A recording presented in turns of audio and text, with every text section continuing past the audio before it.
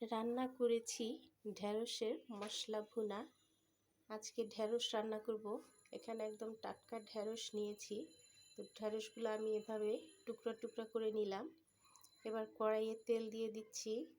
তেল দিয়ে ঢেঁড়সগুলো আমি দিয়ে দিচ্ছি এর মধ্যে। আজকে রান্নার স্টাইলটা একটু ভিন্ন স্টাইলে। তো অনেকেই হয়তো জানেন না এভাবে রান্না করলে ঢেঁড়স খেতে অনেক ভালো লাগে। তো সামান্য একটু হলুদ এবং লবণ দিয়ে ভেজে নিচ্ছি। ভেজে নেওয়া মানে হচ্ছে গিয়ে একটু নরম করে নিব আর কি। তো নেড়ে চেড়ে দিচ্ছি, একটু ঢেকে দিব ঢেঁড়সটা যেন একটু নরম হয়ে যায়। আবারও ঢাকনা খুলে নেড়ে দিচ্ছি।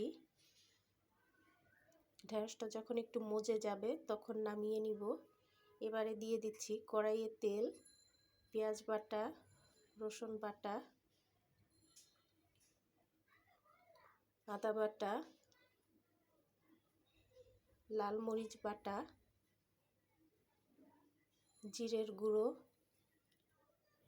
হলুদের গুঁড়ো। এবার মশলাটা ভালো করে কষিয়ে নিচ্ছি। মশলাটা ভালো মতো না কষালে কাঁচা মশলার গন্ধ থেকে যাবে। একটু পানি দিয়ে আবারও মশলাটা ভালো করে কষিয়ে নিচ্ছি।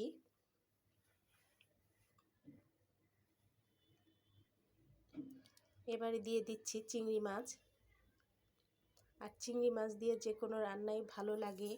এভাবে চিংড়ি মাছ দিয়ে ঢেঁড়স রান্না করে খেয়ে দেখবেন, অনেক টেস্টি হবে। এবারে দিয়ে দিচ্ছি স্বাদ মতো লবণ। লবণ দিয়ে মশলাটা আবার ভালো করে ভুনে নিব।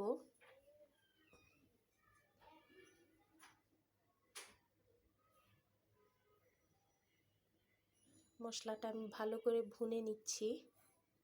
একটু পানি দিয়ে দিলাম যাতে পুড়ে না যায়। পুড়ে গেলে রান্নার কালারটা নষ্ট হয়ে যাবে। আমার রান্নার প্রতিটা কালারই আমি চেষ্টা করি সুন্দর রাখার জন্য, মশলাটা না পুড়ে কষানোর জন্য।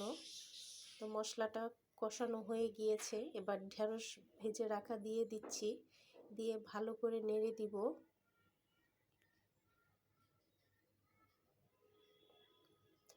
ঢেঁড়স দিয়ে কিছুক্ষণ ভালো করে নেড়ে দিব। এবারে দিয়ে দিব পানি।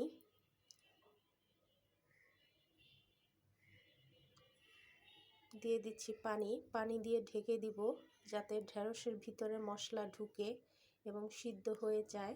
যেহেতু ভেজে রাখা হয়েছে আগে থেকে, খুব একটা সময় লাগবে না রান্না হতে। ঢাকনা খুলে নেড়ে দিচ্ছি। এবার পানিটা শুকিয়ে গেলে নামিয়ে নিব। পানিটা শুকিয়ে গিয়েছে, ঢেঁড়সও সিদ্ধ হয়ে গিয়েছে। এবারে আমি নামিয়ে নিচ্ছি। রান্না হয়ে গেল ঢেঁড়স মশলা ভুনা।